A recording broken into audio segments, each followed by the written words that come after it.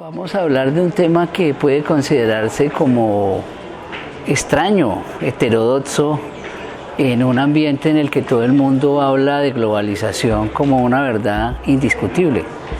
El término de globalización, sin embargo, tiene un sinnúmero de problemas, porque da la impresión que las relaciones internacionales son fraternas, son igualitarias, que no hay estados nacionales más poderosos que avasallan a otros, que esos estados nacionales no están ligados a empresas que utilizan ese vínculo para explotar a nivel mundial todo lo que es importante para el capitalismo actual.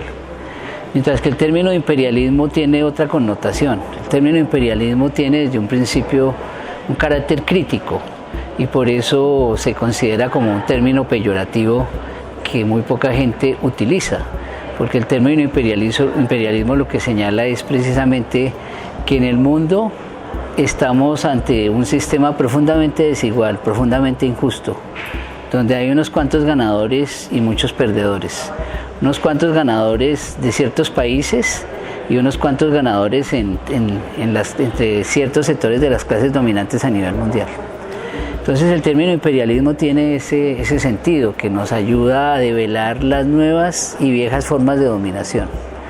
Cuando nosotros hablamos de nuevo imperialismo queremos decir que el imperialismo es una categoría de análisis crítico de las ciencias sociales que ya tiene más de un siglo. Su edad de oro se presentó desde la Primera Guerra Mundial hasta la década de 1980. Prácticamente el término fue desterrado del ámbito de las ciencias sociales con la desaparición de la Unión Soviética y la caída del muro de Berlín. A partir de ese momento prácticamente nadie volvió a hablar de imperialismo.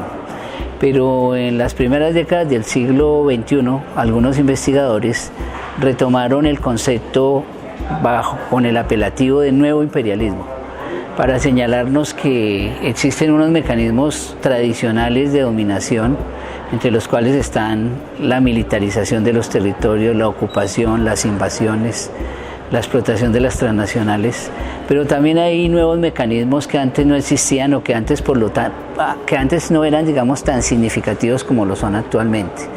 Nos referimos, por ejemplo, a lo que podemos llamar el imperialismo ecológico, que es un aspecto central que tiene que ver con la política de apropiación de los ecosistemas en la guerra mundial por los recursos que se libran en estos momentos, el intercambio ecológico desigual, cómo usufructuar de la extraordinaria riqueza biológica que se encuentra en algunos países del mundo, y entre esos está Colombia, por supuesto, para convertir a la biodiversidad en una fuente de ganancias. Pero también otro mecanismo del nuevo imperialismo es lo que podemos llamar el cultural, el mediático. No es que sea originario de ahora, lo que sucede es que con los desarrollos tecnológicos, en términos culturales, el imperialismo tiene un nivel de influencia que nunca antes había tenido. Eso es lo que queremos nosotros plantear en principio en la conferencia, y a partir de ese presupuesto vamos a analizar algunos aspectos de América Latina y de Colombia en particular. Bueno, Geopolítica del Despojo es un título que quiere señalar, o es un apelativo que quiere indicar las nuevas realidades de la dominación imperialista, porque en contra del discurso de la globalización, y siempre cuando nosotros hablamos de nuevo imperialismo tenemos un diálogo crítico con los teóricos de la globalización y con otras teorías, en contra de esta teoría que afirma que hoy los recursos naturales y materiales no son importantes, porque estaríamos en una nueva forma de organización social que ellos llaman era la información o sociedad del conocimiento. En lugar de eso, en realidad, ¿qué es lo que sucede? Que hoy más que nunca es importante la materia y la energía para el funcionamiento del capitalismo mundial. Y como eso es importante, y además dado que estos son recursos que están en proceso de agotamiento acelerado, entonces existe una guerra mundial por apropiarse de esos recursos. Existe una guerra mundial por apoderarse de las reservas de petróleo, de las reservas de minerales, de viejos y nuevos minerales. Y entonces esto produce una guerra no declarada y no reconocida como tal, cuyo espacio fundamental de lucha no son las grandes potencias, sino es el mundo periférico. Y estamos hablando de prácticamente continentes enteros como América Latina, Asia, parte de África, que están siendo repartidos como en los tiempos coloniales para que las grandes compañías multinacionales de los países imperialistas se apropien de esos recursos. Eso es lo que quiere decir la geopolítica del despojo. Entonces, un mecanismo fundamental del nuevo imperialismo es el despojo, es la desposesión, es la expropiación de las riquezas biológicas, de la biodiversidad, del agua, de la tierra, y eso constituye la geopolítica del despojo, es decir, la manera como las grandes potencias y sus compañías se alinean y se distribuyen el reparto de esta riqueza. En el caso de Colombia, ¿cómo se ha visto ese despojo? ¿Qué actores son importantes? Bueno, Colombia es un laboratorio del despojo, por eso Colombia es tan importante para el capitalismo mundial. Ha sido un laboratorio de despojo en las últimas décadas. El despojo tiene en Colombia múltiples expresiones. Y un mecanismo fundamental de despojo en este país ha sido de tipo armado, ha sido militar. Y nos referimos fundamentalmente al hecho de que sectores armados ligados fundamentalmente al Estado, los más llamados paramilitares, se han convertido en un mecanismo fundamental de despojo para facilitar la penetración de las multinacionales. Pero también las Fuerzas Armadas legales del Estado colombiano son un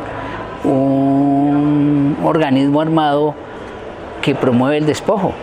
Precisamente en mi exposición os voy a mostrar un mapa que hemos elaborado donde se localizan los batallones mineroenergéticos que están distribuidos a lo largo de la geografía colombiana, que ocupan a 62.000 militares.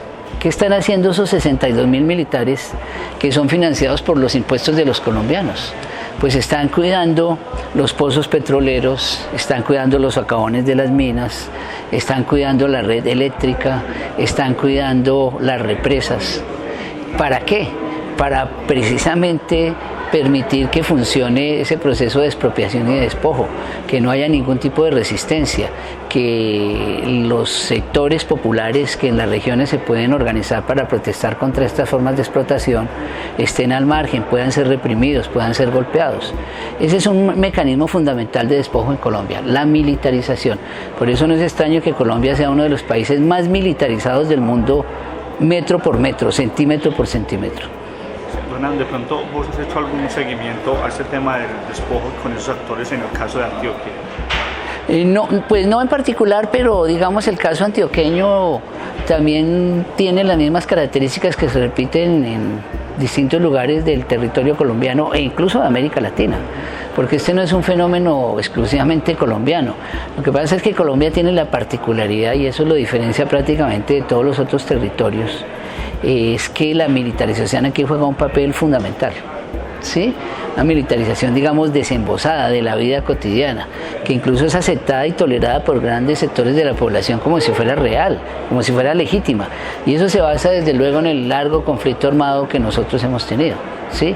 Ahora, con el presumible fin del conflicto armado, que también está en veremos, lo que se vislumbra es una apertura total del territorio colombiano a los despojadores. Muchos de ellos están frotando las manos porque la retirada de las FARC de importantes zonas del territorio colombiano les deja el espacio libre para explotar todo lo que hasta ahora no se han podido llevar: riqueza mineral, biodiversidad, bosques, agua, riqueza genética, tierras. Todo lo que nos imaginemos está ahora al orden del día en esa agenda de despojo. Ahorita la gran preocupación de la extrema derecha, y que es el 70% del país, es que precisamente ni siquiera funcione la Jurisdicción Especial para la Paz. Porque ¿cuál es el gran problema de la Jurisdicción Especial para la Paz, según ellos? Pues que va a señalar la responsabilidad de los terceros, diferentes al Estado y a la insurgencia, involucrados en la guerra, que la financiaron. Y no solo que la financiaron, lo más importante, que se lucraron de ella.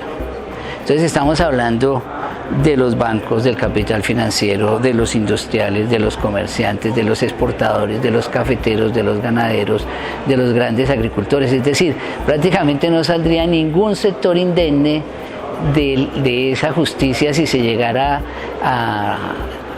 digamos, a ventilar la verdad. Y ellos no le temen tanto a que vaya a haber justicia, porque en este país no va a haber justicia, es decir, de que ellos paguen por sus crímenes. Pero lo que es que ni siquiera quieren que se sepa. Es decir, ni siquiera quieren que se sepa quiénes son los propiciadores y quiénes son los que se benefician del proceso de expropiación de tierras y de expulsión de la población en Colombia en estos años, ¿no? Las Naciones Unidas en este año sacó un estudio donde dice que Colombia hoy, en el 2017, es el primer país del mundo en población desplazada. Hoy, supuestamente en épocas de paz.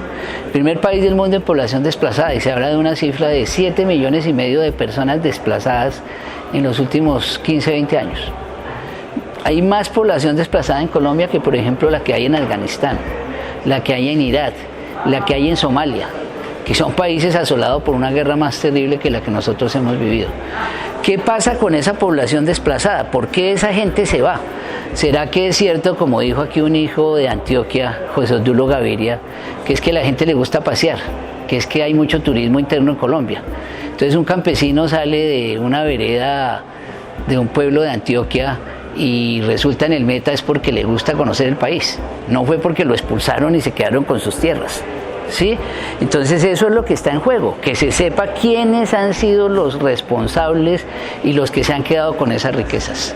Y una cosa tan elemental que, como les digo, no va a tener ningún impacto judicial, sino simplemente casi que de conocimiento de la verdad, está empezando a ser saboteado por el uribismo, Vargas Lleras, el antiguo procurador Ordóñez, los gremios, el fiscal general. Eso indica que en ese sentido no hay perspectivas reales, serias, de que en este país se pueda avanzar yo no digo que en redestruir la tierra, en aclarar algunos de los conflictos que dieron origen a la lucha armada en Colombia. Colombia es un país que ha vivido distintos tipos de lucha siempre, ¿no? Pero en los últimos 70 años ha habido una lucha que, digamos, ha sido la que más ha llamado la atención, que es la lucha armada. Ahora que se acaba la lucha armada, aunque también es una perspectiva que cada vez se ve más enredada por los mismos incumplimientos del gobierno, ¿sí? Cuando nunca se ha desmontado, no se ha querido desmontar el paramilitarismo, en realidad, ¿sí? Y lo que uno dice es, eso no significa, si se acabara la lucha armada, eso no significa que las luchas sociales en Colombia vayan a desaparecer. Por eso yo siempre he combatido el término de posconflicto. Me parece un término equivocado. Porque cuando uno dice posconflicto es un mundo posterior al conflicto, se acabó el conflicto. No, antes, con el fin de la lucha armada, lo que van a renacer y reaparecer son una multitud de conflictos de muy diversa naturaleza en los territorios. Y tienen que ver justamente con el despojo gran parte de ellos. Es decir, ¿bajo qué lógica ahora se va a librar la lucha contra las multinacionales mineras, contra las multinacionales que se apropian de los páramos en Colombia, como el páramo de Sumapaz, contra las multinacionales que están en vías de privatizar gran parte de los ríos, de las fuentes hídricas del macizo central colombiano en el Cauca, ¿sí? Contra la lucha de los cultivadores de coca por lograr mejor satisfacción a sus necesidades y una política adecuada de sustitución de cultivos. Todo eso está al orden del día, entonces los conflictos no van a desaparecer. Y entonces aquí lo que hay que señalar es que van a haber un nuevo tipo de conflictos ligados a la territorialidad, ligados a la acción de las comunidades, y eso es lo que el Estado colombiano y las clases dominantes de este país no toleran, y ya estamos viendo también las primeras muestras. Lo que acaba de pasar en Tumaco es una clara indicación de lo que viene en el futuro inmediato. Es decir, en Colombia se firma un acuerdo de paz, pero no se desmonta el terrorismo de Estado. El terrorismo de Estado sigue funcionando tal cual.